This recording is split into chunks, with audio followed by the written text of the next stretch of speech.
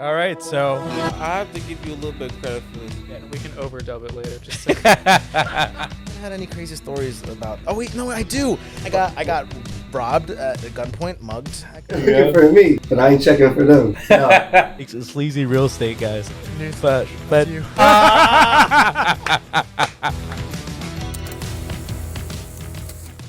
All right, so another episode of the EP podcast going beyond the headlines once again with the one and only Arthur Hannig. Arthur, what's going on, man? How are you? I'm great. How are you tonight? I'm good. I'm feeling pretty good. This has been a lesser hectic setup. We've been able to get creative with stuff and set ourselves up so, we're able to just plug and play more and more over time. So I'm happy about that. But yeah, we have a lot of topics to cover. Obviously, there's a whole Israel and Hamas peace deal going on. The Nobel Peace Prize, Turning Point USA's opposition to the NFL halftime show, the poly market owner, and then we could top it off with gold hitting 4,000. So we're gonna dive into that. But before we do that, if you haven't already, like, comment, subscribe, share it with your friends, turn on that notification bell for many, many more episodes to come. And we're almost at 100 episodes, so keep supporting us, and we'll bring you more content. All right, so let's dive right in. Ceasefire deal reached. Israel and Hamas press pause after 2 years of war. So on October 9, 2025, Israel and Hamas agreed to the first phase of a ceasefire and hostage prisoner exchange under a peace plan brokered by the U.S. and regional mediators. Arthur, did you hear about that? I did. Okay, so now we were wondering, like, okay, what exactly does this mean? First phase, how many phases? There's apparently I think that's my word. Like, I always make fun of the Patrick McDavid show because their word is always by the way. So there was like, by the way, by the way, by the way, by the way, and everybody's saying it, but I think mine is apparently. But yeah, so sorry. So yeah, a 20-point peace plan, I think, is what Trump had going on, and with different phases. There's a whole page of that. We could dive into it a little bit more. But in relation to this one, it includes the release of 20 living Israeli hostage and the remains of, I think, the first 72 hours, and hundreds of thousands Palestinian prisoners as well, including female and child detainees. Israel agreed to a partial withdrawal of its troops in populated areas in Gaza and the reopening of key entry points for humanitarian aid. The ceasefire was ratified by the Israel Security Cabinet after heated debate. And we also have some U.S. troops being deployed to help monitor the whole thing in Israel. Arthur, what's your reaction on this? This has been an ongoing thing. There's the question of how long is this going to hold for? Is it going to hold for like any days at all? Israel, is Bibi Netanyahu going to decide to do one thing? Is Palestine going to decide to do another thing at the last second? What's your reaction on all this? Well, so far, this could easily change between now when we're talking about this and it gets released in the next couple of days, because this is a fluid situation. Right now, the ceasefire has been holding with Israel and Gaza, but in the meantime, Israel is still fighting with Hezbollah in Lebanon. So they're not fighting on one side, but they're fighting on another side. Yeah, let's pull up a map of Israel. Let's look that up really quick. Pull up a map of Israel, because to the person that doesn't keep up with this on the detail, and I can't say that at least I do as much as I would like to, these things can get confused really quick. So let's see here. Any map would work. Okay, so all right. So you brought up Lebanon, which is right north of Tel Aviv. And you're saying that Hezbollah right now, there's a conflict with Israel and Hezbollah happening right now, right? Right. Hezbollah has taken over Lebanon, or is occupying Lebanon. Is the best Okay. way to describe it. Yeah. So we actually do have some pictures of the people going in back into Israel. If you want to just scroll down and click on Instagram, celebrations in Gaza and Tel Aviv, we have some live images of what that looks like. You could just scroll through some of this picture. This is the Wall Street Journal here, and this is the pictures. Celebrations, shots happening, a lot of cheering going on, and a whole lot of everything. Let's see what some of the comments saying. No, you're good. You just keep scrolling, keep scrolling. Oh, do you need to log in to see comments? Yeah. All right, never mind then. Forget it. We won't see the comments just because it's going to take too long. Scroll down more. Scroll all the way down. Oh, no. From the post. There you go. Yeah, I didn't think so. That didn't make sense. Let's see what some of the... Okay, Free Palestine. Fifth picture is crazy. Which one is the fifth picture? Slide 5 is very telling. Let's see. Okay, is that the fifth picture? That's 1, 2, 3, 4, 5. Okay, so everybody's commented about the fifth slide here, which is, as we can see, Trump, which what almost looks like in the texture mask from... What's it called? What's the guy's name from Squid Games? The guy with the blast mask. Pull that up really quick. The black mask of Squid Game. Just do that. You know Squid Game, right? The one show that went like crazy on Netflix. Master, yeah, mask. Click on, you have it right there. Just click on. Yeah, so you see like that, but it's very similarly textured, but with Trump. So. Why do you think people are saying that? Slide 5 is very telling according to this. Like obviously they're giving credit to Trump. Yeah. For the ceasefire. Yeah. So. Yeah. Okay. And we have more pictures, I believe. We have more pictures. There's another one right there. Individuals returning to Gaza. Now, part of the thing is, go ahead. Let's go through the pictures. Part of the thing is like what kind of Gaza they're going back to now. Because clearly this is not the same Gaza that they left, the one that they're going back into now. We also have footage of that. Please pull up that footage of the before and after. Well, hold on. Are they going back in, or they're just going back? They've been in Gaza, now they're just returning back to that portion of it. I would have. I thought they were just driven into a different section of Gaza. Well, I don't know. They're going to whatever portion all the war was happening. So do we have this video of here? Going of before and after what Gaza used to look like. Look at that. Wow. Skip through it a little bit.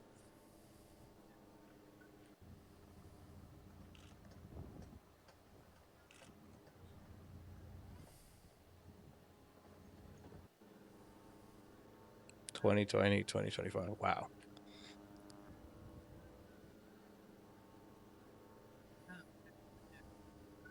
So let's talk about this, Arthur. What are the concerns? This has been going on nonstop for a few years. Obviously, this didn't just start 2 years ago. The one specific October 7th event where the attack started happening, but this is I think that's been going on for a long time now. I've gotten calls now from the Jewish community. I have a few Palestinian friends, Muslim friends. I'm getting all sides of it. And to be quite honest with you, it's hard to gauge, right from wrong, especially when you start hearing both sides. So it's very conflicting in that sense. What are your thoughts on this? It is, but let's be realistic here. What are all fights and wars always about? All comes down to one thing every time throughout history. Anytime there has been a conflict in movies, in wars, in countries, in literature, what's the one thing it always comes back down to? Like what they're fighting over? Yep. I would say either power or territory. Freedom. Okay. So, let's look at this a little bit from a different perspective, and let's look at this from the perspective of freedom. Mm-hmm. So if you can go to freedomhouse.org mm-hmm. and click on countries. Perfect. And scroll down a little bit. All right. This ranks all of the countries. Can you turn up my volume, please? I want to be able to hear him through the mic and not both, because then I'll start getting confused. Okay. Like my headphone volume. Okay. Thank you. Sorry. All right. So this ranks all 208 countries with a freedom score. Mm-hmm. So let's start looking at the key players in this. Mm-hmm. So What determines freedom? Is there a definition of that on here? It's lengthy. There's Sli- several different. Slide up. I think I saw it briefly. Go up, just so for the sake of myself and the viewers. Slide up. Up, up, up. Okay. Freedom House raised people's access to political rights and civil liberties in 208 countries and territories through its annual Freedom in the World report. Individual freedoms ranging from the right to vote to freedom of expression and equality before the law can be affected by state or non-state actors. Click on a country name below to access the full country narrative report. All right, Arthur, walk us through this. Okay. So let's focus on the key players right now. So let's go down to Israel.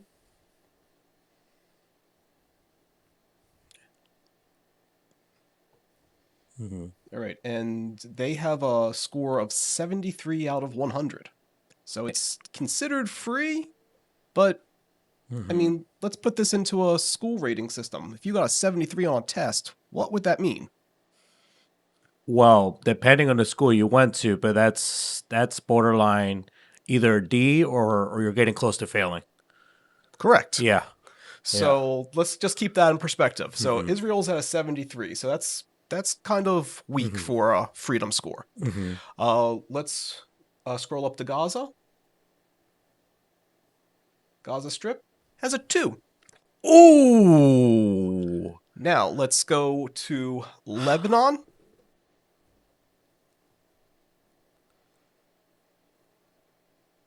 They have a 39, so they're partially free. And then Iran seems to have a big part in this with Hezbollah and Hamas. So let's take a look at Iran's score. 11. So, just strictly on the basis of focusing on freedom here, it doesn't really sound like anybody is in the right, Yeah.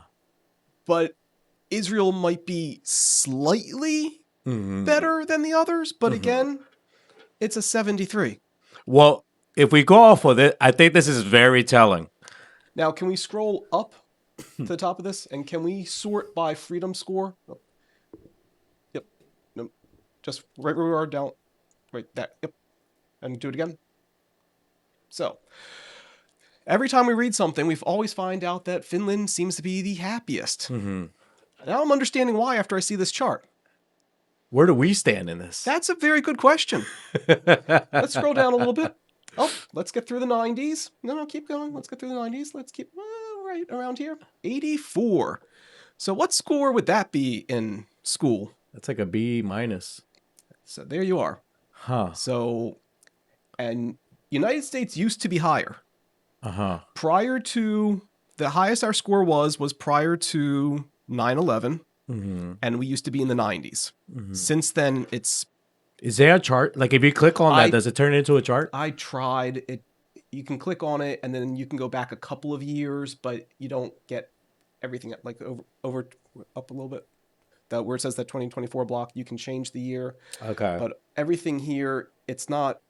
It's go back to the table. There's not a whole lot of change. Okay, so let's unpack this a little hovering bit. there for a little while. Let's unpack this a little bit. Give me your insights here.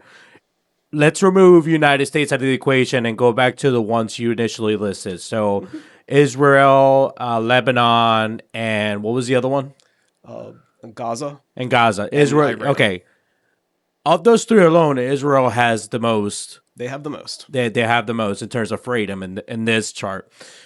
So in ranking order of those four, it's Israel, Lebanon, Iran, Gaza. Yeah. How do you interpret that? Oh, let's just finish the conversation since we have this in ranking order. Let's go see who's at the very bottom of the list. Oh, hello. All the way at the bottom. There we go. Because not covered, -1. We have a negative number in freedom. Wow. So let's just keep that always in the back of our mind that that's occurring. Yeah. But what's your point? I just like, there's always talk about what's going on with Russia and Putin. So let's just always keep in mind this isn't. I just think we should, if we have another conversation that brings that up, that we can reference this and go, well, wait a minute, they're the only ones with a negative score on this chart. Yeah, no, this is good data. I'm curious to see though, because Israel is. All right, and this is where I could come off either really wrong or I might be getting somewhere. So Israel is populated, it's the whole situation with the Jewish community, right? Is they're going back and forth with Palestine, and I think it's very interesting that you brought this up. Bring back Gaza. Is it? And what's the Palestinians saying? Is from the river to the sea, Palestine will be free? Is that what it is? Look that up real quick. I think that's the. From the river to the sea. From the river to the sea. See what comes up. Yeah, okay. A political soil refers to the area between the Jordan River and the Mediterranean, historically known as Palestine. Okay. And Palestinians, and correct me if I'm wrong here, is the Muslim community. Right? I don't know if I want to. Let's see here. There's Muslim encompasses more than just that. No, I know, but just in terms of Jewish and Palestine and where that lies. So it says here the majority of Palestinians are Muslim, but there's also a significant Palestinian Christian minority, as well as a small communities of other faiths. The Palestinian people include followers of several different regions, and not every Palestinian is Muslim. So who populates most of Israel? So Jews are the major population in Israel, making up 74% of the populations. So Muslims and Jewish people right now are going back and forth to have a place to have some freedom, right? And what that's telling me is that Israel has a level of freedom that maybe a more Palestinian area like Gaza does not have. Is that a fair assessment? Because Israel was what, 74? And Gaza was what, 40-something? Pull up the map. No, Gaza was... No, just the map we had earlier. Gaza Strip was 2 for that, but what do you mean? Just pull up a map of Israel.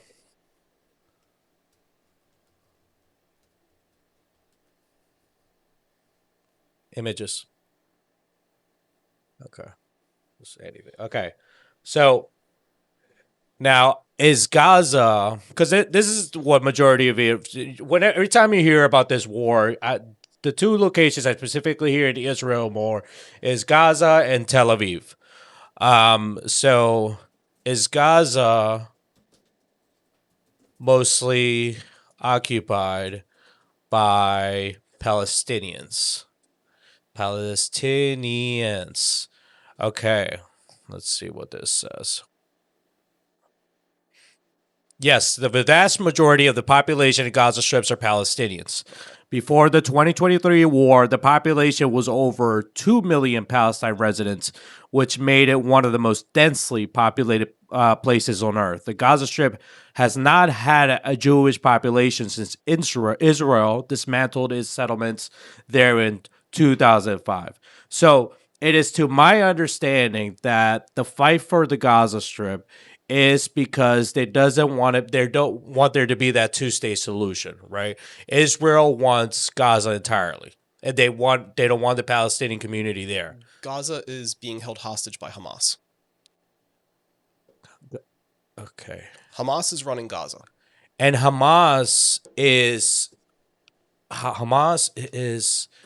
I know their whole crusade is to essentially liberate let's see, is it the word crudo or whatever it is? Their Hamas mission. Let's see this here. Just so we're getting full context on this.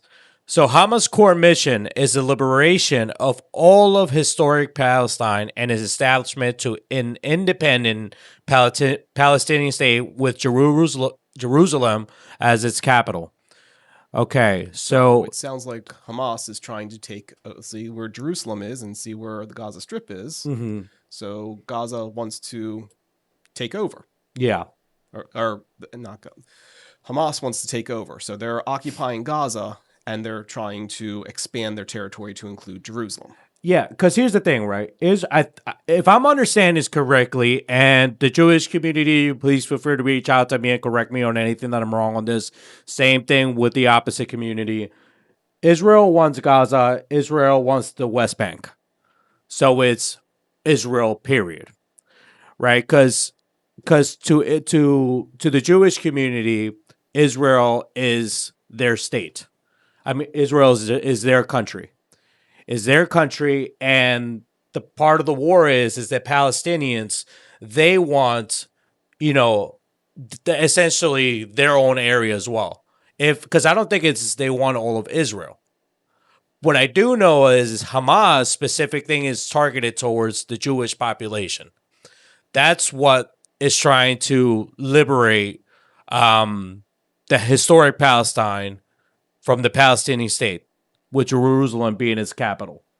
So essentially clearing the Jewish community from there. Right? Am I understanding this correctly? I mean, again, this is all coming down to freedom, and just keep in mind that Jerusalem is where Jesus was born. Mm-hmm. So that's considered like the most holy of lands. Mm-hmm. And there's a fight over territory, and it sounds like there's several players in it, but at the end of the day, So sorry. The term Palestinian state refers to a sovereign country proposed to exit in the Israeli-occupied West Bank, including East Jerusalem and the Gaza Strip. So I think that's where the whole two-state solution is coming about. But I don't think that. I think part of the argument is that either the Jewish community or the other community, while they say they want a two-state solution, don't actually want that. Their action says otherwise. Let's see this here.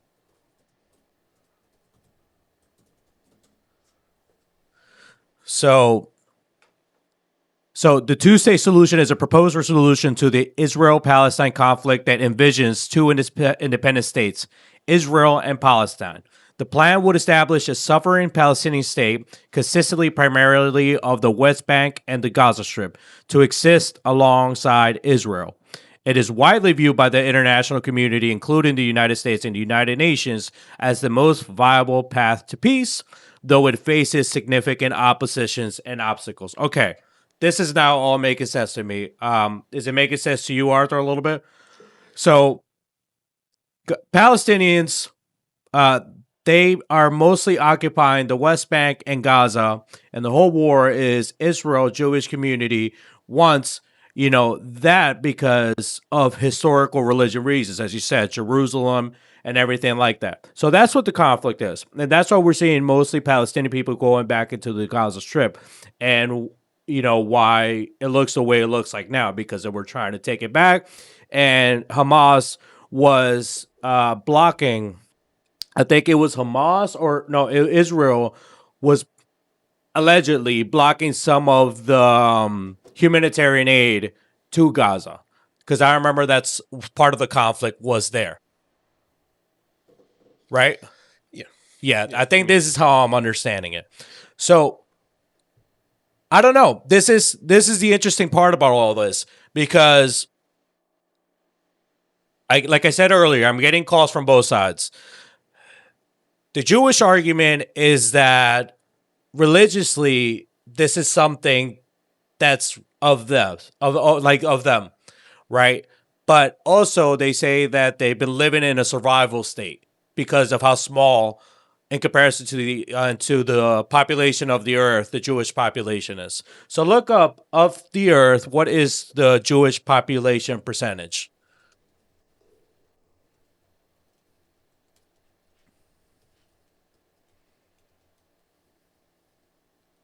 See, 0.2%, right? So 0.2%. And part of the argument that I'm hearing from their side is that they have always they have always had to travel around because they were never able to find a home with peace, and they've always have to be on survival mode. Now, then you start seeing the other side of things, the side of the Palestinian community when October 7th happened, and the number of deaths that happened on their side and everything like that, and the killing of children and all that's on either side, really. So at this point, I don't know what kind of judgment to make here. Now, as we said earlier, the most ideal situation is a two-state solution. But is that really going to happen? Is that really going to happen? I mean, what do you think? Let's talk about this, like, because we have the data. The data says that Israel is more free than Gaza, and does the West Bank show up in there, or would that be under that as well? Let's see that. Go to that freedom chart. I don't think the West Bank would be part of it. No, right? Just go back. Organize it by. Oh, there it is. There it is. There it is. You passed it. So no, they're not free either. Down the purples. West Bank. Just organize it by name. Organize it by name. There you go. 22, which is even lower than Gaza. Right? No, Gaza was 2. This is higher than Gaza. Yeah. Lower than Lebanon. Lower than. So if we use this data as a base of discussion, Israel is more free than the Palestinians are. Is more free, but kind of barely. Barely. I mean, when we look at the map itself, yes, they have a very little, space entirely. So this is where I'm confused, right? Because when we look at the data is saying Israel's more free than Gaza and the West Bank, which is being populated mostly by the Palestinian community, which are the Muslims. But they don't have control over that because the Gaza Strip is being controlled by Hamas. Mm-hmm. So there's another group that's ruling over them.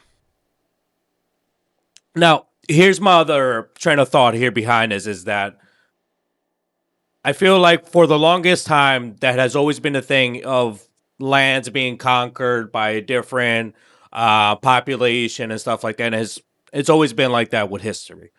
Right, but I'm really, really having a hard time here gauging good from bad.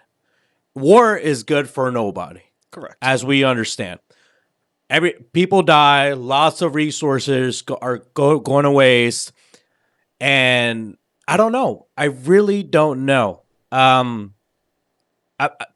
I'm at is I don't know what kind of stance to have. Where are you at with that?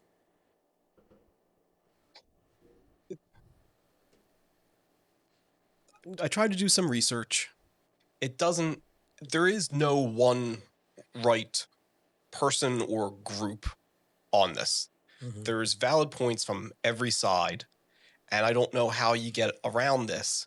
And ultimately, it really needs to be, you got to take everyone's weapons away so you can get people to a table to sit down and talk. Yeah. And then maybe you can come to a resolution. But just continuing to blow shit up isn't going to, I mean, we just saw pictures of Gaza. How long is it going to take them to rebuild from that? I mean, that's not going to be done in the next couple of years. No. This is like a generation's worth of damage that it's going to take time. Mm-hmm. So that blowing things up doesn't help anybody. And let's take it one step further, going back into America. This comes back to us because where our funding goes is essentially what we're saying, what we're supporting. And a lot of the funding is going towards Israel. And so a lot of people are then getting upset about how our administration or our country is funding a quote-unquote genocide.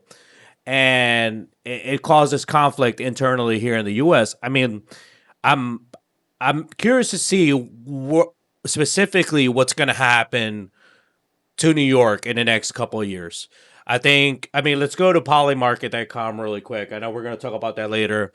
You know, we're in the verge of I don't even know, what's the right word to call Mandani? Is it go to NYC mayor right there, one of the tabs? Yeah. So right now, click on that first one, New York City mayoral election. Right now, look, this is saying Mandani right now has 88% of the likelihood of being the next mayor of New York. So I'm curious to see what that's going to look like there and what's going to happen, what effects that's going to have on the Jewish community in New York. Because I think, am I wrong in thinking this? Is New York where the most Jewish people are in the United States? Are most of the Jewish community in New York out of the United States? No. Okay. Okay, let's see here. No, the vast majority of Jewish adults in the New York area are born in the United States, not outside of it. Okay. While the New York Jewish community is the largest outside of Israel, is the largest outside of Israel. So Yes. then that would mean yes. Okay, but finish the sentence. Most of its members are American born, with only 17% of Jewish adults in the region born outside of the U.S. So New York yes. hosts most of the Jewish populations in the United States. Yes. And we're in the verge of the New York City mayor becoming Mamdani, which Mamdani is of the Muslim community. Do you think that's going to have some effects on that community here back home in the United States, specifically New York? Ultimately, it really shouldn't, because we have religious freedom in this country. Mm-hmm. So it's not looked at as... I mean, you can practice whichever religion you want. And at the end of the day, most of our presidents may have been Protestant, but we've had 2 Catholic presidents. It's not like it's being held against anybody that you are or you aren't a certain religion. Mm-hmm. And that's what it comes down to, is you have the freedom of choice. You have the religious freedom. People come to this country for religious freedom. That is the number one reason why people come here, is because of religion. Mm-hmm. But part of being a religiously welcoming country is not imposing your religions on others. Correct. You have the choice. Right? But some may argue, I've heard the argument of that not being the case in the Islamic community. But I mean, go to pull up this video I just found I have it on chat. Go ahead and go to Beyond the Headlines and then open that up, please. No, you clicked on the image. Click on the link. So this is Times Square.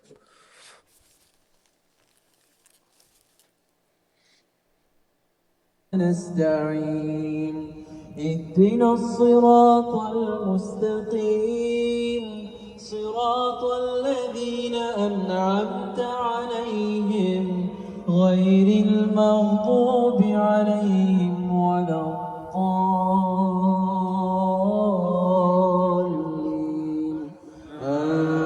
آمين إياك نستعين. So I don't really see that happening. So it was 2,000 Muslims gathering in New York. Mm-hmm. That's what it was. It was during Ramadan. I don't see that happening with any other religion. So is it something to be? And I'm just here thinking out loud. Really, I'm not really making any statements from my personal opinion here. It's just we're being, I think, more than anything, just observers. And if Israel and Palestine can't get along over there, it concerns me of, can they get along over here? I get it that it's in our house, in the house of the United States, which is the biggest differentiating factor, which is freedom of religion and choice, right? But I don't know. I'm thinking aloud here. I mean, where does this take your mind? I know we're just kind of like wandering off here, but where does this take your mind? I mean, first and foremost, for things to go well in this country, we have to get rid of all the hate rhetoric. There is too much of it. And unfortunately, our leaders of this country are allowed to pretty much have hate speeches and not being persecuted for it. Yeah. So you're talking about the death of diplomacy in our government and in politics. There's just no room for hate in it. There's no reason to have it. But, you know, for whatever reason, we have regressed so far. And as the score shows, we're not as free as we used to be. I mean, that says something. Yeah. Yeah, I don't know, man. This is very conflicting. We do have the moment where Trump was told that they were getting close to a deal. If you want to pull up that video, please, of Trump gets no from Marco Rubio. We have the specific moment here, and go ahead and play that. We'll watch it here. Sometime toward the end of the week, Go halfway there. maybe on Go halfway. Sunday, No, not actually. the audio, the video. and we'll see. But second be reported. So there's Marco Rubio walking into Anything here we that should we're know having a about the round Middle East? table. That's what we're hoping to talk to you about here, Mr. Secretary of President. State. He's doing a good job. And then at some point during the meeting, he passes out a note to Trump. Oh, my microphone's broken. They're smart, but they're not smart enough. They have been covered by these liberal cities for so many It almost years. looks like And that's the why panning we're all working of with the show The Treasury, with Office. all these different departments to find the criminal conspiracy. I'm just giving. Yeah, I was just given a note by the Secretary of State saying that we're very close to a deal in the Middle East, and they're going to need me pretty quickly. Go ahead. And this was on the 8th. And then we actually have a close-up of what that note said. Image of, click on that.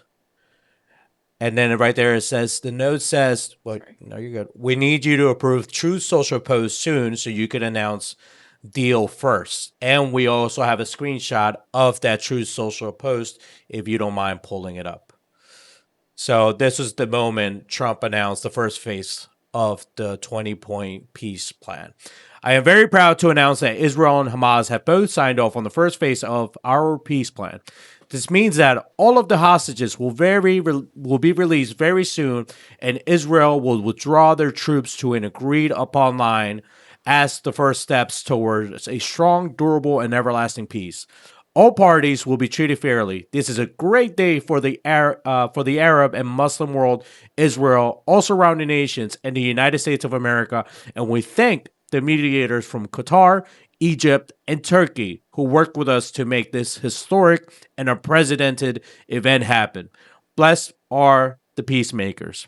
This was on Truth on October 8th, 4 o'clock, almost 5 o'clock. So now I guess the obvious question is this. The 200 of the troops are going to be sent there to make sure things doesn't go sideways. 200, I don't think sounds like a number that really holds any sort of mediating weight. So my question is, how much involvement do you think we should have on the ground in there? I guess it comes down to, are we the right people? Mm-hmm. Is there a different country that there'd be more trust with? Mm-hmm. I mean, should there be someone there to mediate? Yes. Mm-hmm. But I don't necessarily know if United States is the correct one to do so. Yeah. Because that's when you need somebody else who's going to be completely neutral in it. So would it make sense for another country, a European country, to send a couple hundred of their troops to ensure that it goes smoothly? I mean, part of the hatred is, I mean, they refer to the Iran refers to the United States as the big Satan or something like that, and Israel is little Satan. Like we're not liked. This country isn't liked over there, so I don't know if we're going to be the best mediators. Well, as we saw in last week's episode, where Netanyahu came out in the video saying, I think he was quoting somebody about the radical left and the radical right, but instead of right, it was right. Referring to Nazis. So, I mean, it's interesting. Look, and before I forget this, there's another point that was made to me. Pull up the Israel map again, please. And that I kind of, okay, that one right there. No, you don't got to open it. You don't got to open it. Now, we're looking specifically at Israel, Gaza, and the West Bank, right? The other point that was made to me is, yes, Israel does have majority of the weight, but look at the neighboring countries. Egypt, Jordan, Saudi Arabia, Syria. These are all mostly Muslim countries. So there's that argument as well. Well, these are all also countries that, for the most part, are also involved in fights or issues. And frankly, I believe Egypt is on the list that the United States isn't supposed to travel to. So it's not like everything is all peaceful over there. So I mean, it's just because Israel and the Gaza Strip are having their issues doesn't mean that outside of that there aren't more issues. Yeah. So you ready to move on to our next topic? Yeah. Yeah. We spent a good amount of time on that topic, about 40 minutes, but that's okay. It's a very eventful topic. But still in relation to Trump, the 2025 Nobel Peace Prize honoree was announced. And she is none other than Maria Corina Machado of Venezuela, in recognition of her persistent struggle for democracy, fight for democracy and human rights under the Maduro regime. As we know, Maduro is under huge trouble with the U.S. and currently has a $50 million essentially bounty on his name or any information that will lead up to his arrest. Here we have the video of the Secretary of Norwegian Nobel Committee announcing it. Not that one to the other one. Yep, sorry. And then this is them announcing it here. The Nobel Peace Prize for 2025 goes to a brave and committed champion of peace, to a woman who keeps the flame of democracy burning amidst a growing darkness. The Norwegian Nobel Committee has decided to award the Nobel Peace Prize for 2025 to Maria Corina Machado. She is receiving the Nobel Peace Prize for her tireless work promoting democratic rights for the people of Venezuela and for her struggle to achieve a just and peaceful transition from dictatorship to democracy. You could pause it there.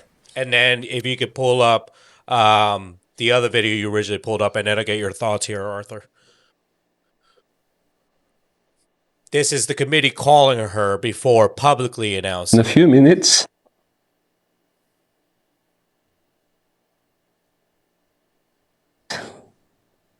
it shall be announced here at the Nobel Institute that you will be awarded the Nobel Peace Prize for 2025.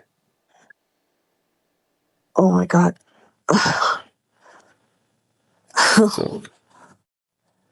So the warmest congratulations to you, Maria.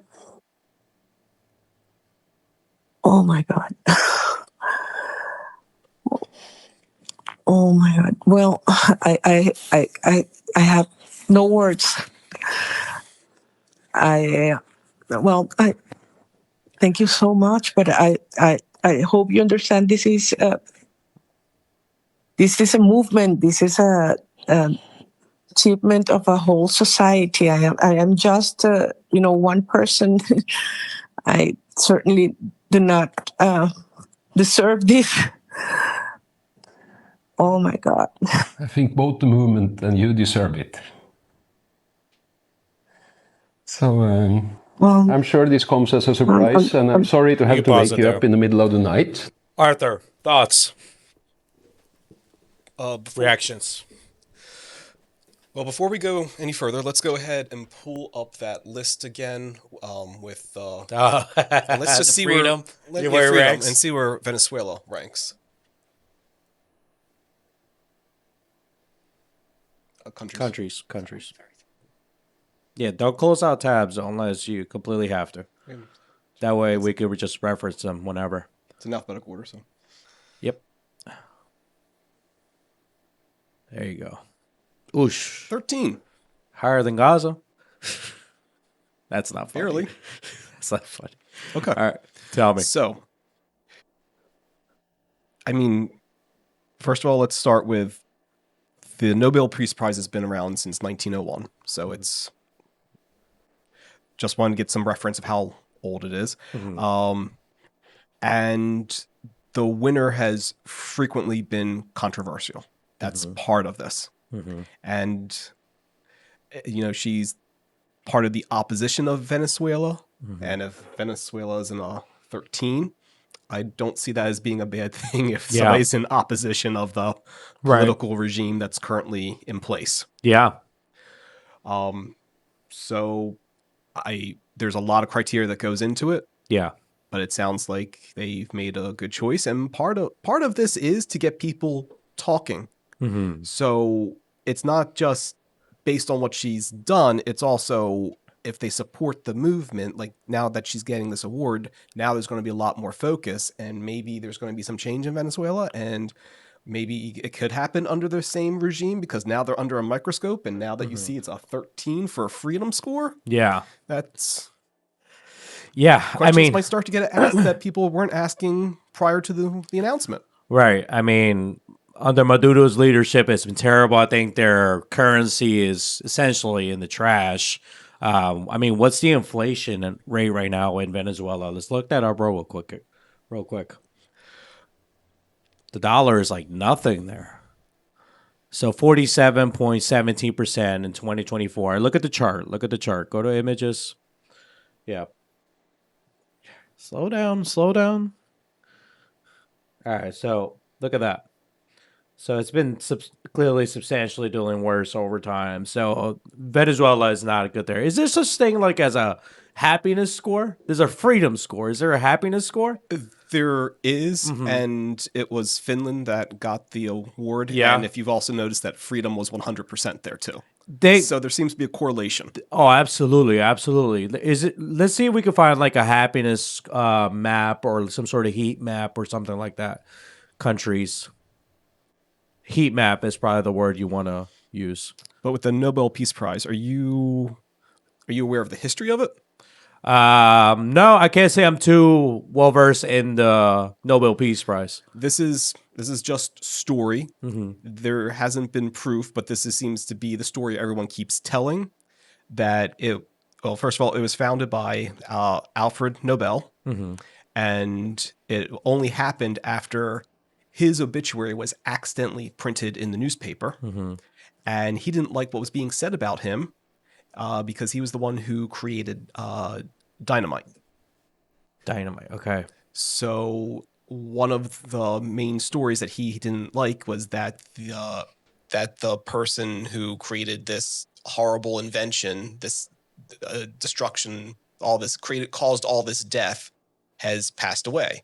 So as a result of that, he decided that he didn't want to be remembered as the person of death, and took the bulk of his holdings and donated it to form the Nobel Peace Prize Foundation to give out the award. So this was all about his legacy. But again, if you don't talk about controversy, this all started off of a controversy. Yeah, interesting. Let's see this here. This is what are we looking at here? The most and least happy countries in the world based off the World Happiness Report in 2025. So look at this. So let's focus on South America first. The most happy is Costa Rica. I have heard that when we went there, their slogan was Pura Vida, which is rich life, I think, in their context. So the most happy in South America is Costa Rica. Oh, that says North America. North America. In South America, the least happy is Venezuela. The most happy in South America is Uruguay. And the least happy in North America is Dominican Republic. Interesting. I would have not expected that. I typically find that the Dominican community tends to be very uplifting, very, easy to get along with and everything. That's very shocking. Let's go to the right here. Now, look at that. Most happy, as you said, Finland in Europe. And least happy in Europe is Ukraine. Most happy in the Middle East is Israel. What's the least happy in the Middle East? Afghanistan. So, you went to New Zealand, right? Yep. And that's the most happy in Oceania. Sorry, the echo. So, interesting. Where were we going with this? I was just curious about it. So let's go ahead and flip back to the freedom chart and put that in order of happiness and see which countries are near the top. Mm-hmm. So we have Finland. There's New Zealand is number 2. You have Norway, Sweden, Canada, Denmark, Ireland. Like this is... His mic is sounding really low. Are you keeping note of this? Yeah, but that one is master. The mixer is individual. The knobs are for individual mics. The one line you're seeing on OBS is the master. I'm keeping track of it. Okay, because you were sounding low for a while. Okay, sorry. What were you saying? So there seems to be a correlation with the freedom score and the happiest It makes countries. sense. Right, it makes sense because you always get people always going around asking, are you happy? Do you feel free? All that kind of stuff. Okay, so let's go back to this, right? Talking about how the Nobel Peace Prize was a way to save your reputation.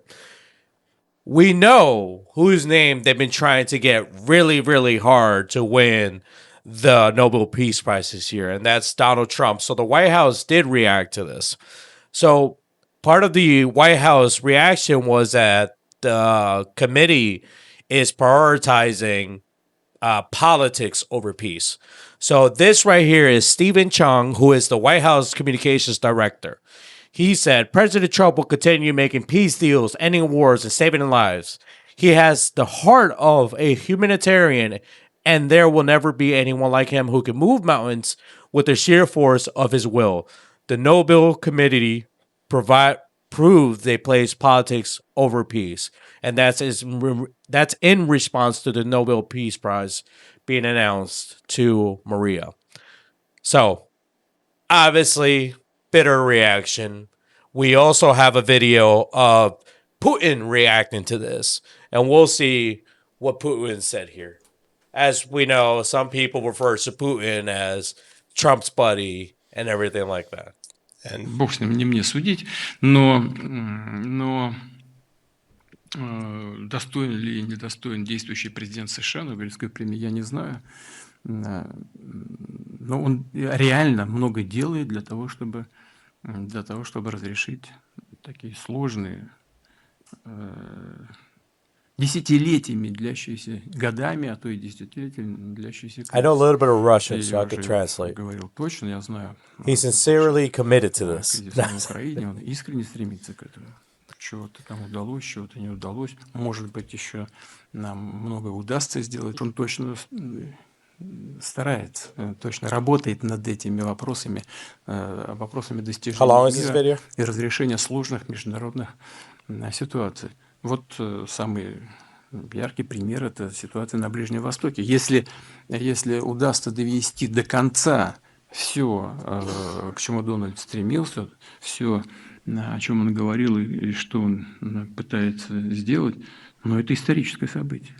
So, what's your reaction here? Was Putin is saying, without saying, Trump was a heavy contender for this thing here, but that did not go in his direction. What are your thoughts?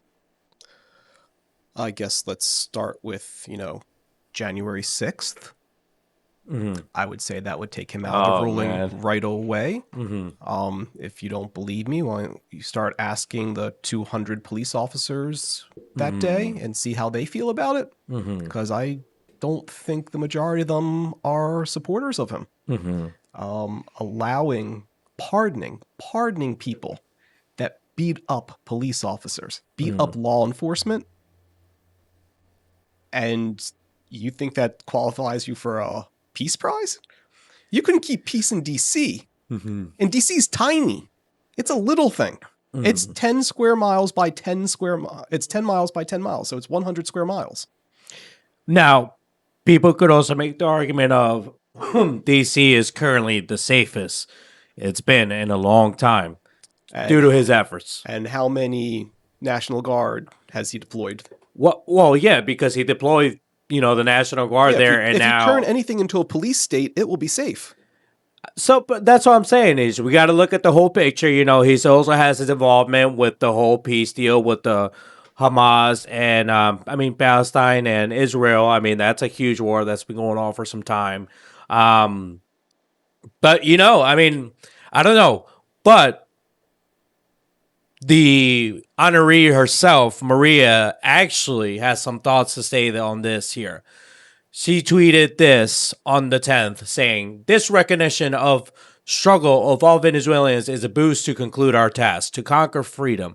We are on the threshold of victory, and today, more than ever, we count on President Trump, the people of the United States, the peoples of Latin America, and the democratic nations of the world as our principal allies to achieve freedom and democracy.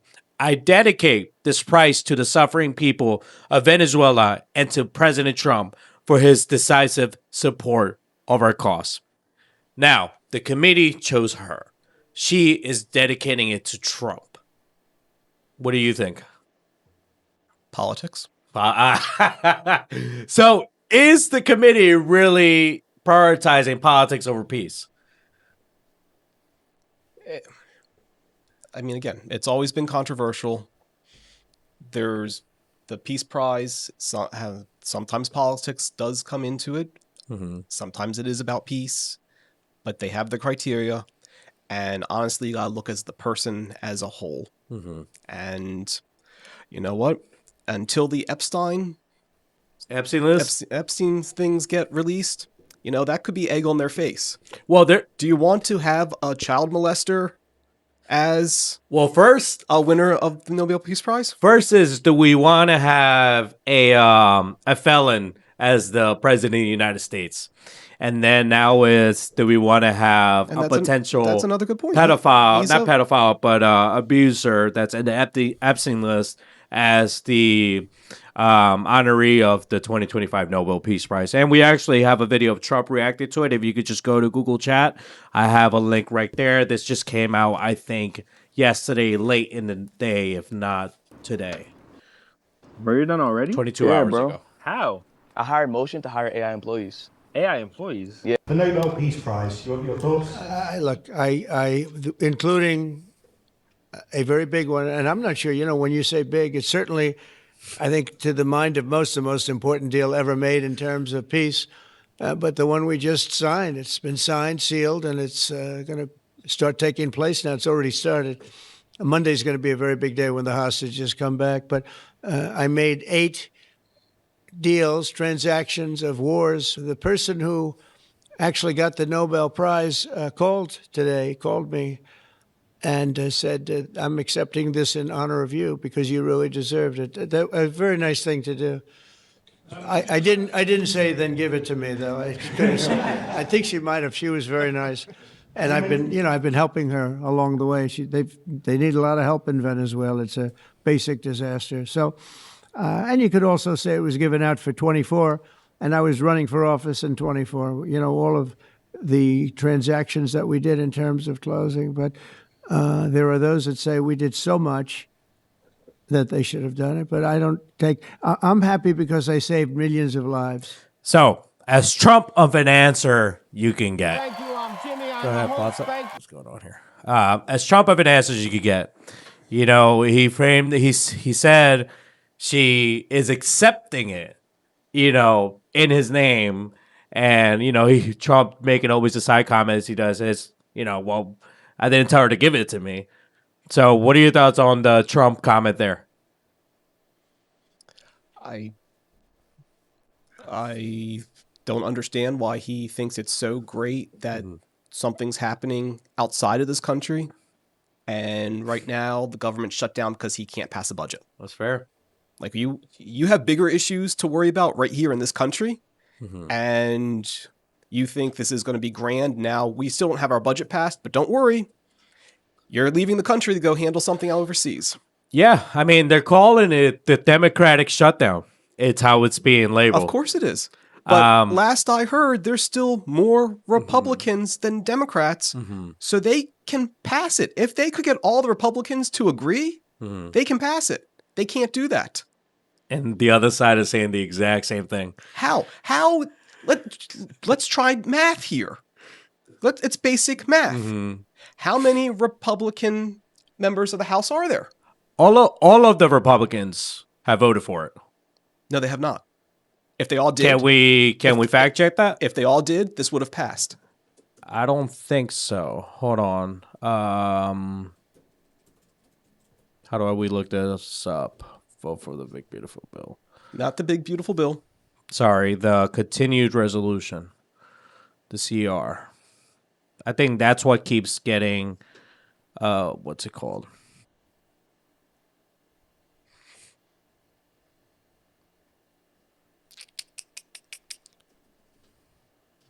For the.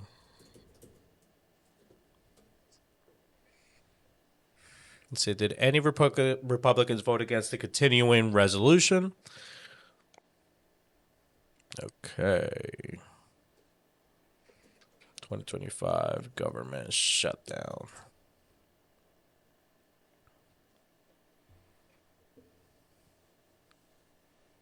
Okay. This is saying Kentucky Senator Rand Paul was the only Republican to vote against the House passed continuing resolution in the Senate in September and October of 2025, which aimed to fund the government and prevent the ongoing shutdown. Was the only only to vote against. Multiple attempts were made in the Senate to pass the continuing resolution, which is refers to as the CR, but they failed to reach the required 60 vote threshold for cloture.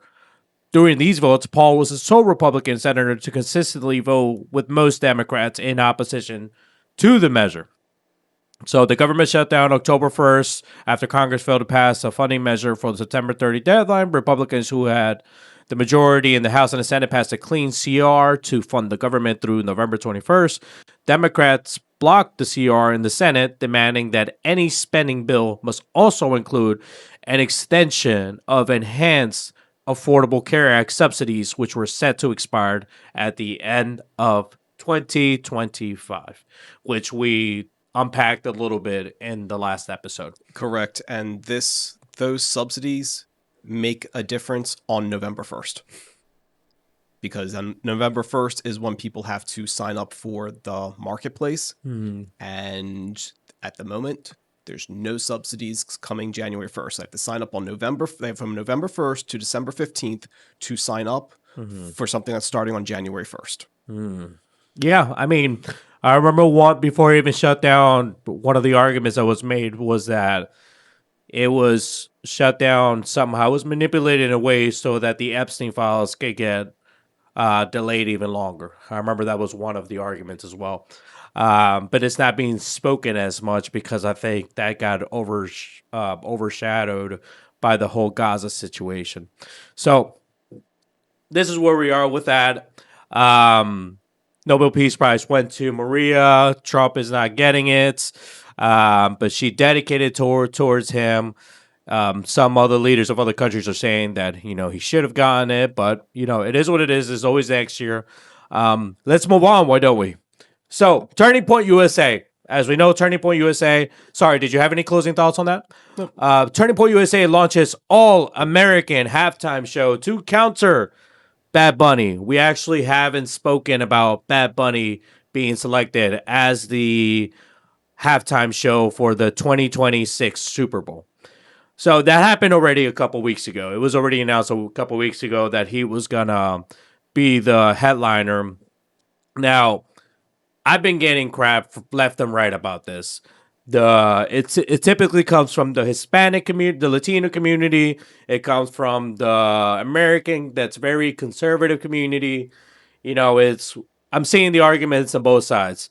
The really conservative side of America is saying, why are we having a Latino perform at America's sport? That's essentially it. What I personally think is they just simply don't like Bad Bunny's political views, which is very anti-Trump.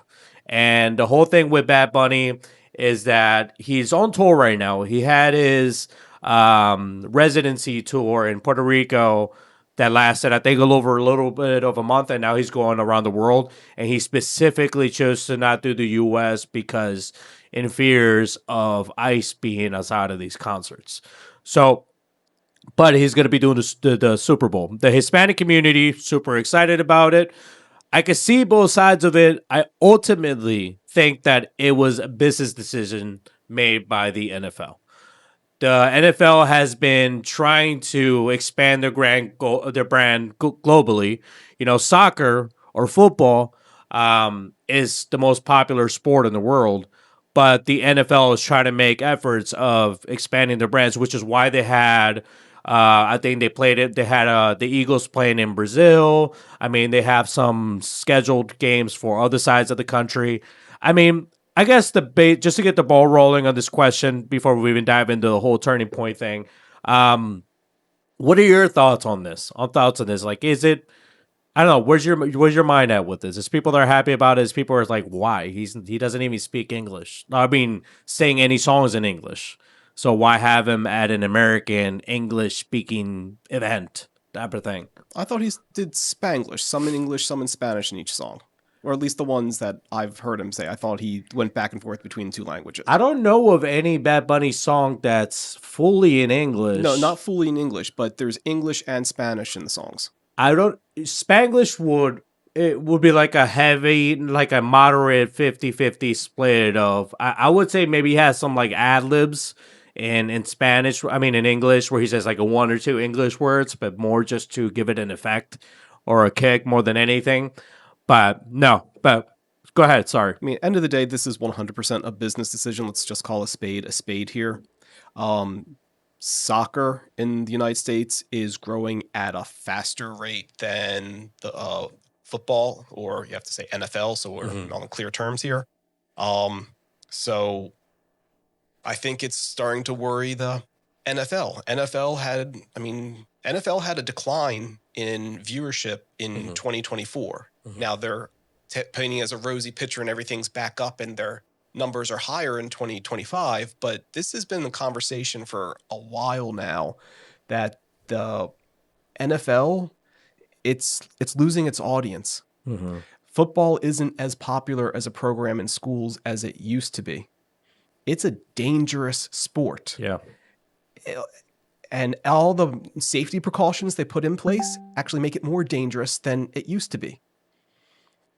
And now with the whole head injury thing, and when when football players are dying and they're doing the examination of their brain and they're realizing that they had brain damage as a result of being knocked in the head too many times, it's all stemming back. Like, this isn't, like, football needs to make some changes. Yeah. But at the same point, soccer is the most popular sport in the world, and it's becoming more popular in the United States. So football is going to do what it can to try to keep a stronghold on its market and try to attract more people to it. And at the end of the day, I know that the seasons don't exactly overlap, but let's be realistic. How much money have you spent in the past in 1 year of watching football without even getting into the stadium? You've told me it's been upwards of $200 to go tailgate. Oh, it's 1,000% expensive to be a what's it called, consumer of the sport. And it's just getting more and more expensive as it is. And, at some point, if we're coming into an economic recession, which is what's being talked about again, things are going to have to be given up. You don't need to go tailgate at a football game. You need to go to the supermarket and buy food. You need to pay your rent or your mortgage. Right. There are things that you need to do. And tailgating could be one of those things that would be cut off first. And we're not necessarily in a position to really be having those kind of expenditures neither. So if you don't mind just opening up this picture here to the comment that we made earlier, I just sent you another one. And please mute the chat too, so they're not hearing it in the background. Open the picture back up. Okay, so this is the 2025 Global Markets Program of the NFL. All the different countries they're trying to be at. So clearly a dedicated effort to expand the NFL brand. Well, they've been trying to do this for a few years now. This isn't just something new. And no, for sure, yeah. And there are diehard Eagles fans that I heard spent $10,000 to go to England to watch them play and then come back. Like, they literally went just for the game and came back. I'm like, if you're going to spend all that money to go to England, I would, spend a week, spend 2 weeks, go see a couple other European countries since they're not that far away from each other. Yeah. I mean, here's the thing, right? If you're a fan of the sport, you're going to go see it in however way you wanted to see it. Oh, Eagles in Ghana, I would have not expected that. That's interesting. I'm not too happy about how the Eagles have been doing recently, but I'm not going to talk too much about it. I'll let the guys over at 302 Birds podcast inform you on that. So shout out to you guys at 302 Birds, Dalton Holland and the team over there. But let's open the Latinos article here. So go up to the headline. And let's see here. This is saying every Latino star who's performed at the Super Bowl halftime show, Bad Bunny and more. Part of the argument is, why is a Hispanic doing this? First off, the guy's a U.S. citizen. It's Puerto Rico, It's not like he's like in South America or anything like that. Like, he's an American. So go down and look at some of the lists historically, right? J-Lo has been a part of the halftime Super Bowl show back in 2020, which, by the way, I think Bad Bunny was at. Or it was a different one. I'm not sure here.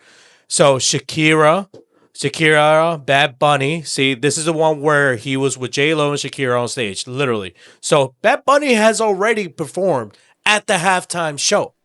I really think it comes down to the fact that then Bad Bunny wasn't expressing political views.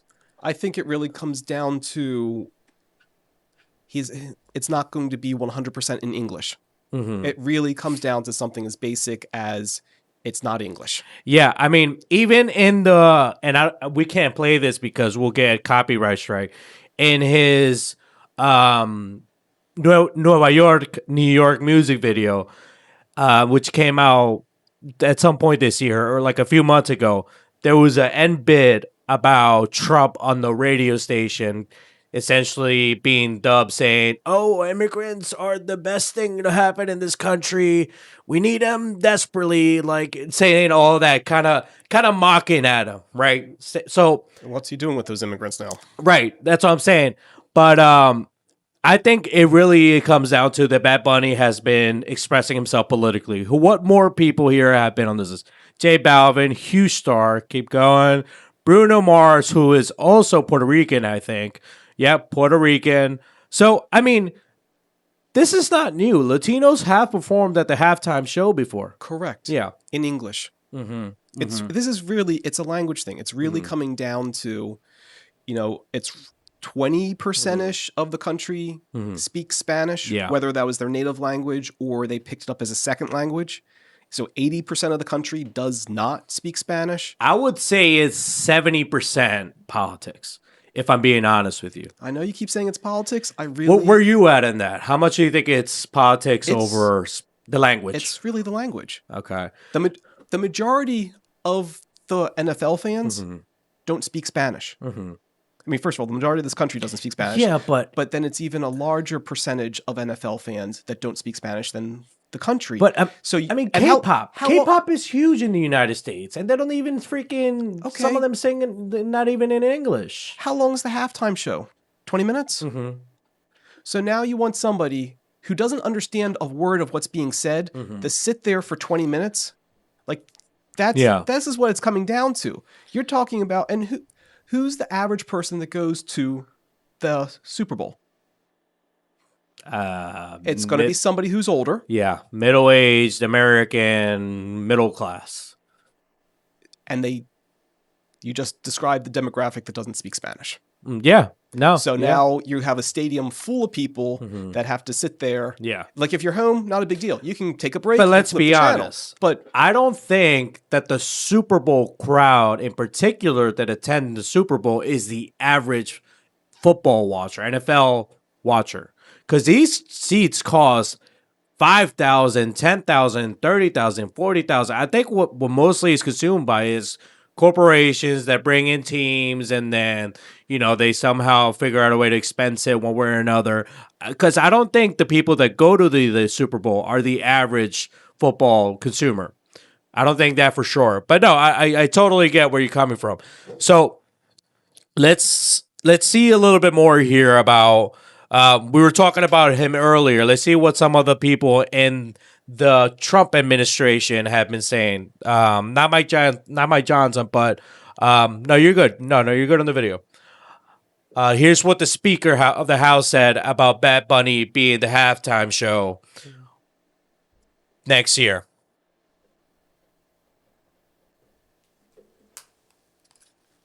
And then we'll see from a few more people in what be called the concern. Chosen as the Super Bowl halftime. I didn't even know who Bad Bunny was, Okay. but it sounds like a terrible decision in my view from How what I'm come? hearing. What's that? How come? Well, it sounds like he's not someone who appeals to a broader audience, and I think there's so many eyes on the Super Bowl, a lot of young impressionable children, and I think. In my view, you would have Lee Greenwood or role models doing that, not somebody like this. Thank you, Mr. Speaker. Yeah. So I think that Mike Johnson is not credible in this department. all he had to say was that it wasn't going to be in English and everyone would have just moved on. But no, he took it political. Yeah. He's 1000% taking this political. Well, he specifically said that he's not, that big or something. Like, Bad Bunny has huge reach worldwide. So, I mean, he's already wrong there. And I don't think I can see myself imagining Mike Johnson sitting around listening to Bad Bunny. So he's already, which might be the problem, like you said earlier, is just a misalignment of the people who watch the sport and versus the people who watch. Because there's some people that really only watch the Super Bowl to watch the halftime show. There are. So, I don't know. Profit over people? I don't know. I don't know. This could be a bad strategic decision for the NFL. We'll see. If you're going to if you're going to offend your target market or the people that your current customer, if you offend your current customer, we just watched this happen with Cracker Barrel. They completely offended their target market, and all of a sudden they went back to with the logo. It was just more than logo. It was the logo, the appearance inside the restaurant, and the menu. Okay. And what the biggest comment was, you changed the food. We came here for the food. You wanted to change the logo, that would have been fine. You wanted to change the ambiance, that would have been fine. But you changed the food. So now there's nothing on the menu we want to eat. So people stop going. Yeah. So, this is the halftime show. Yeah. You're changing the halftime show drastically. Yeah. If this is a huge focus for people and this is what they think about football, that it's all about the halftime show, what's that going to do to your numbers? Right. You reminded me of quick shout out to the newer CEO of Red Lobster who brought back Red Lobster out of bankruptcy, and now they're doing better. Shout out to him. But no, you're right. Here's Caroline Levitt on Bad Bunny. Yeah, the echo really throws me off. It's a skill in itself to wear the headphones.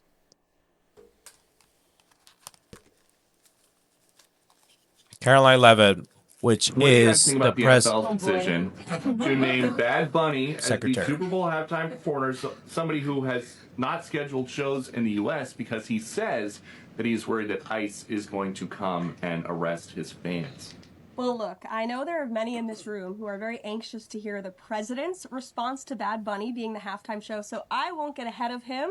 I won't reveal what he feels about this. Next time you all ask him a question, you're welcome to do that. I have my own feelings on that, but that's not what I'm up here to talk about.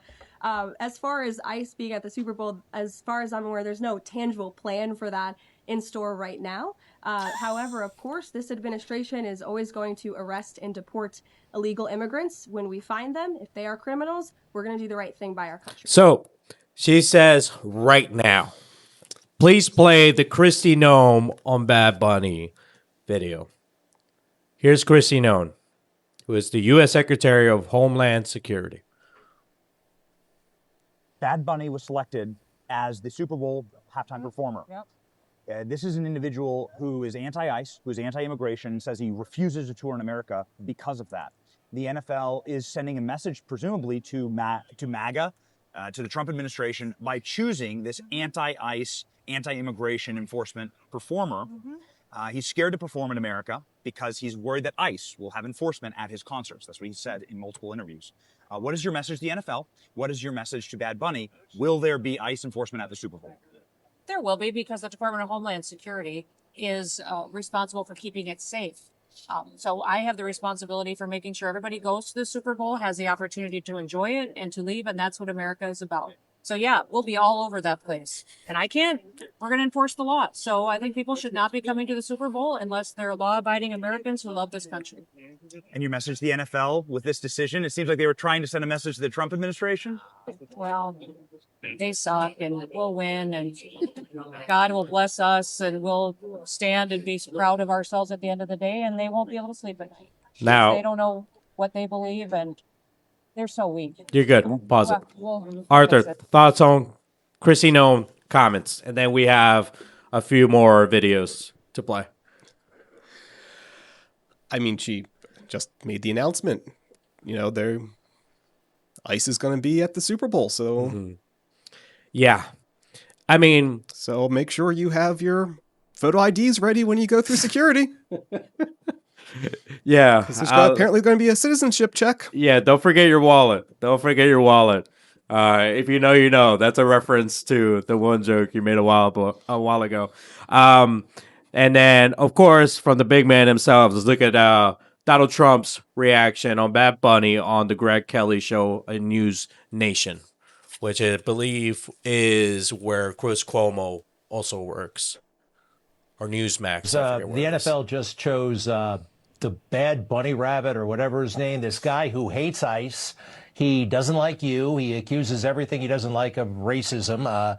Do you think maybe we should just kind of entertain blowing off the NFL, like a boycott or something along those lines? This guy does not seem like a unifying entertainer, and a lot of folks don't even know who he is. I never heard of him. I don't know who he is. I don't know why they're doing it. It's like crazy. And then they blame it on some promoter that they hired to pick up entertainment. I think it's absolutely ridiculous. And while we're at it, I'd like them to change the kickoff rule, which looks ridiculous, where the ball is kicked and the ball has no. You can pause. Absolutely ridiculous. No clue who he is.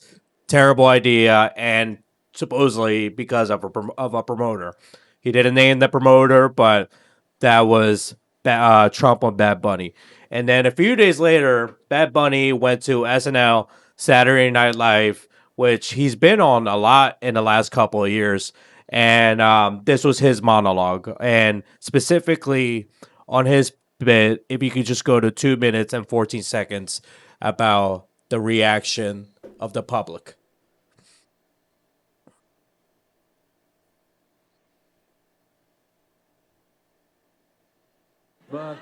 Bad Bunny on the conservative reaction of him being the halftime show in 2026. What do you think? You were able to understand everything he said. Yes. Okay. He was essentially saying that this is a big win for the Latin community once again, and it further establishes their impact in the United States. essentially. So that was his comments. Saturday Night could have put up subtitles. Yeah, they could have. And I will also say this: Saturday Night Live is also those live shows that hold the clap signs. I understand. So there's also that too. But what are your thoughts on this whole fiasco that's going on here, politically, opinionally, and all that stuff? I mean, honestly, if he just said one sentence or two sentences, that would have been fine. But he went on for a paragraph. He lost my attention. I would have flipped the channel. I'd like you to go onto Netflix and go find a movie in a different language, and you sit there and watch it for 20 minutes. That's how the majority of Americans are going to feel. So don't do it in Spanish or English. Go into Russian or German. Go watch a show in another language for 20 minutes and tell me that you found it entertaining. Because that's what the feeling is going to be from the majority of people sitting at the Super Bowl. Like, they are sitting there for 20 minutes that they don't understand what's being said. So, hey, you might just have to watch the Turning Point USA All-American halftime show. So, to bring it around, on October 9th, Turning Point USA announced plans to host All-American halftime show to compete with NFL's scheduled Super Bowl halftime performance by Bad Bunny. The event is pitched as a celebration of faith, family, and freedom, and followers are being asked to vote on the music style. Options include pop, Americana, worship, or anything, quote unquote, anything in English. No performers, venues, or broadcast details have been confirmed yet. The early speculation includes rock band Creed. The move is widely seen as a political and cultural response to perceived dissatisfaction within conservative circles over Bad Bunny's selection, language choices, and political commentary. What kind of play do you think this here is? Turning Point has been around on the news lately a lot because of Charlie Kirk's passing, and, they've decided to make this move. What are your thoughts from any standpoint, politically, business? I mean, I think that they're going to be the first of many that are going to come out and do this.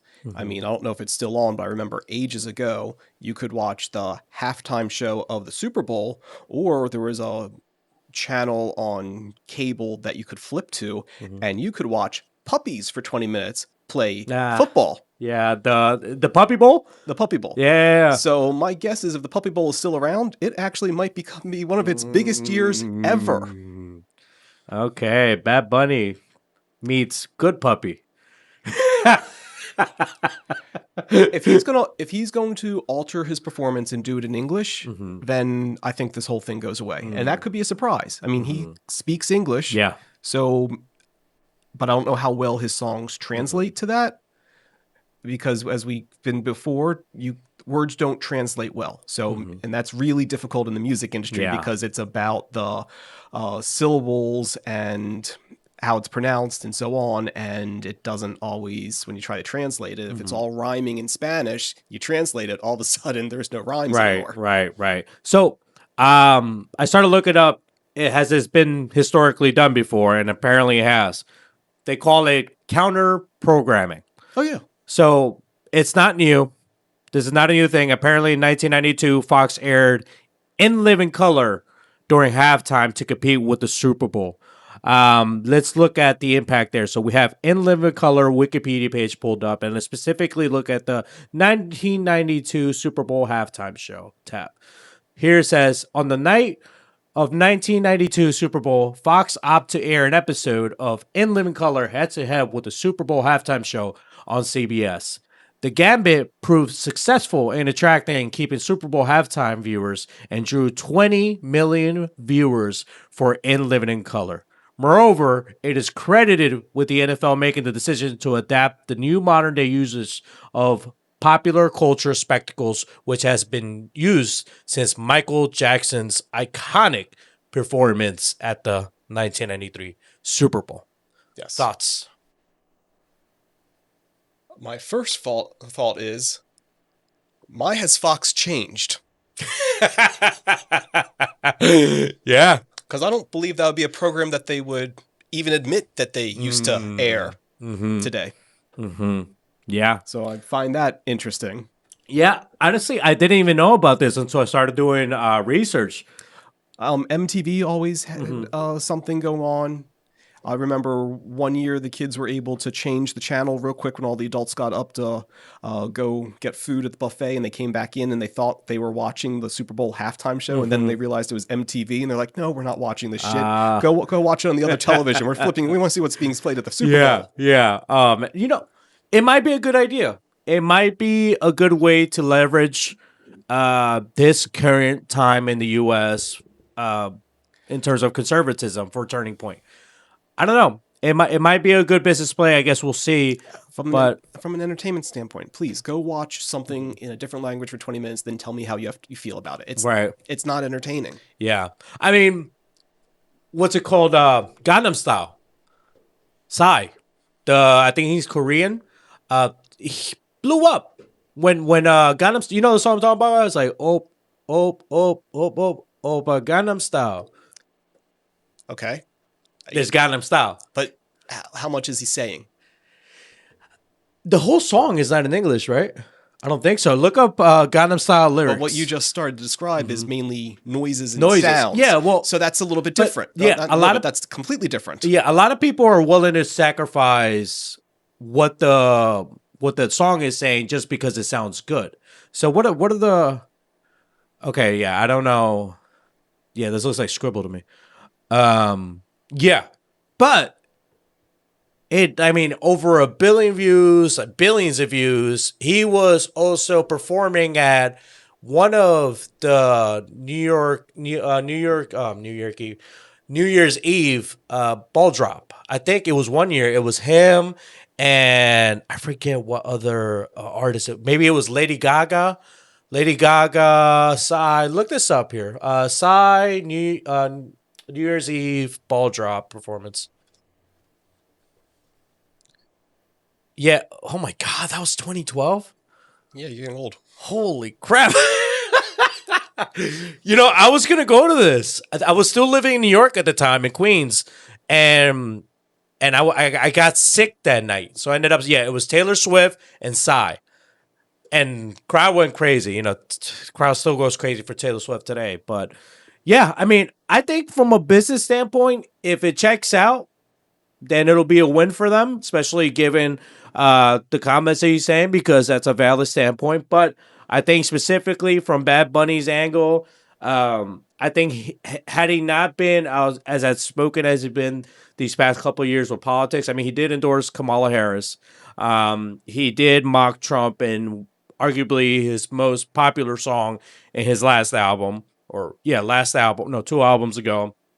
So I think had that not been the case, it'd be a little different. I have friends who like Bad Bunny's albums 2 years ago, but don't like any of his songs today, and before that reason. But yeah, that's Turning Point USA. Turning Point USA has gone under a lot of, for lack of a better term, animosity recently with the whole Charlie Kirk situation, but I'll leave the other podcasters. Do we know how Turning Point plans on presenting their halftime show? Is it just going to be something that's internet-based? That's a good point. I don't know. How will Turning Point USA go about their All-American halftime show? Let's see here. So, let's see. They don't even have event details out there. Okay. So this is just a theory at the moment. Yeah. It might just be they're trying to leverage it as the counterpart to this. They need to have a platform, though. Put it on. Yeah, they have Turning Point's a huge platform. They get a lot of freaking viewers. But we'll see. All right, let's close this off, Arthur. We've this is the longest Beyond the Headlines yet, but I think it's been very insightful. That's just me, though. I am a little biased about our podcast. Okay, so last headline. Polymarket's Shane Copland becomes youngest self-made billionaire. Shane Copland, founder and CEO of Polymarket, has become the youngest self-made billionaire according to the Bloomberg billionaires index after a major investment. The New York Stock Exchange owner, Intercontinental Exchange, also known as ICE, not the ones that would have been at the Bad Bunny shows. This is a different ICE. They announced it will invest up to $2 billion in Polymarket, valuing the platform around $8 billion pre-money. As we know, Polymarket is a blockchain-based prediction market platform. It has been previously blocked from the U.S. operations after a 2022 settlement with the CFTC over unregistered derivative trading. In 2025, Polymarket acquired a CFTC license exchange, QCEX, which enables it to legally resume operations. This is Shane Copland himself. We have another billionaire in their 20s in our hands once again. Arthur, what's your reaction? Isn't it crazy? This is a platform we've been constantly referring to for the last year and some change now. What are your thoughts? I mean, it can go either way. The moment because of this influx of capital, that's what they're saying his net worth is at the moment. But, remember, Martha Stewart was a billionaire, but only because of her stock price. When her stock went down, so did her net worth. Yeah. So now she's only worth $500 million. So she was never in a position that she was ever physically able to be worth $1 billion, because if she sold all of her stock, the stock would have been going down just as fast as she's selling it, and she's not going to get the full $1 billion valuation out of it. I mean, this is a little bit different because it's an influx of capital and it's not being publicly traded. But I think he still has more obstacles to overcome. First of all, let's be realistic. He knew what he was doing was not right because he was operating this offshores. And just for the viewers, you can't go on Polymarket right now and partake in any of the bets are there if you're an American.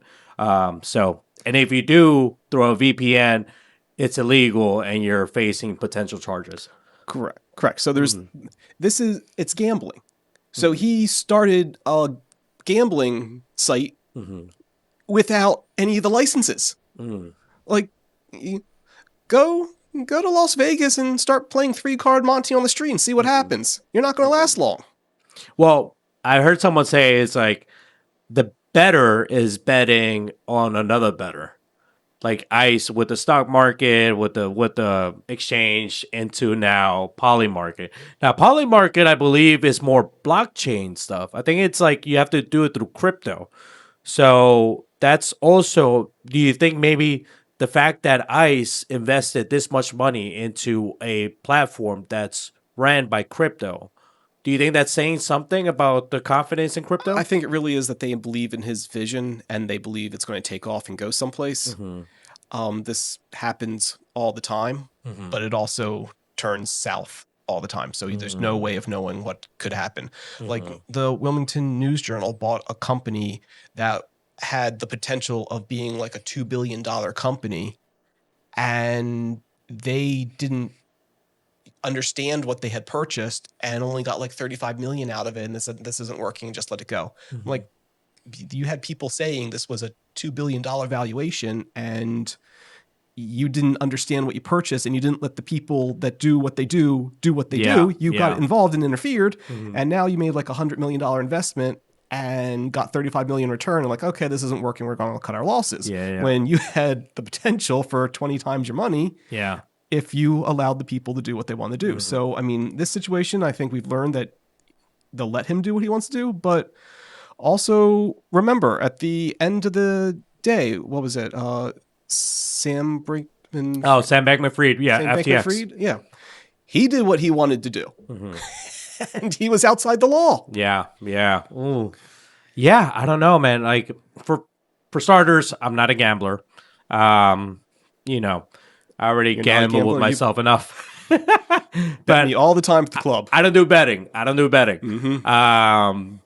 I know it's interesting because now you have a well-known institution investing in a very, I don't know if the right word is risky, because more and more is being poured into crypto platforms. It's still considered risky. Yeah. Well, any investment really is, though. educated risk. This is still new. It's still. I know you said that, what's it called, that now they're buying into his vision, but is it that they're buying into the vision, or now they're just following the money? Because otherwise, he would have had all this legal trouble before. I mean, it's almost like a comeback story. It's like old money joins new money now. To an extent, but I mean, we'll see if he still stays in this country. Like, I think part of the problem was he's in the United States and the rules are stricter. If he went someplace else and now you're international, then that's a different story. Now, closing question on this. I mean, 27 years old and several billions to his name. Thoughts on that in particular? That kind of money. I feel like I keep hearing stories. This is one of those things that could go wrong. All that money could go to his head, and next thing you go, he's blowing a couple $1 million a day, $10 million a day, and the billion's gone. Yeah, but I also feel like a lot of the newer money is going to the younger generation. I feel like... Where do you think the new money goes? I mean, well, I'll start with this. Spaces like tech, crypto, they're mostly, I want to say, ran by or fueled by the younger generation, like people in their 30s, maybe 20s, maybe even younger, but invested maybe in by older money. Well, Warren Buffett, would you say he's new money or old money? Oh, he's 1,000% old money. He started with nothing. He didn't make the bulk of his money until he was after 40. I mean, his net worth was only millions up until that. Yeah. He didn't see $1 billion until, I think, sometime in his 40s or early 50s. Yeah, but I think that's a apples to oranges comparison, because Buffett got rich investing in companies and stuff like that. What most people will do, but not at his scale. Well, how did Andrew Carnegie get rich? How did J.D. Rockefeller get rich?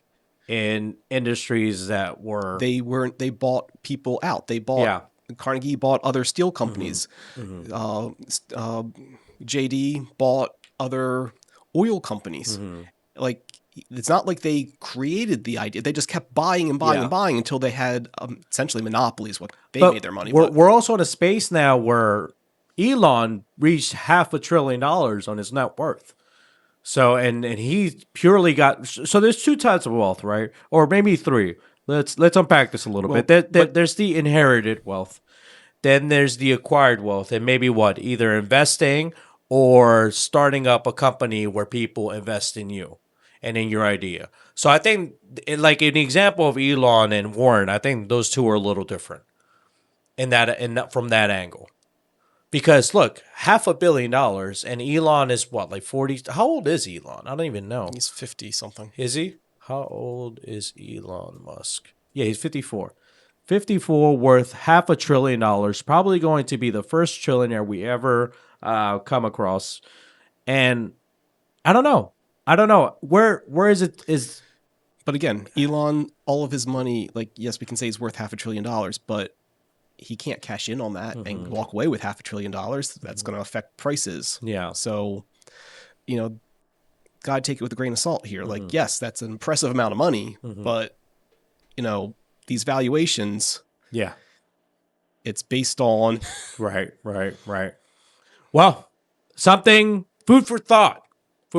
So, guys, what are your thoughts? What stood out to you in this episode? Give us your thought on the whole Palestine, the whole thing going on over there in Gaza, in the West Bank, in Israel. Give us your thoughts on that. Friends that I know in each of those communities, feel free to call me. I'll take it all. Thoughts on any Nobel Peace Prize, turning point, all of this. We love to hear it. Comment below, turn on that notification bell, and eppodcast.store to shop our merch. Thank you again. Another episode of the EP Podcast. Thank you, Arthur. Until next time.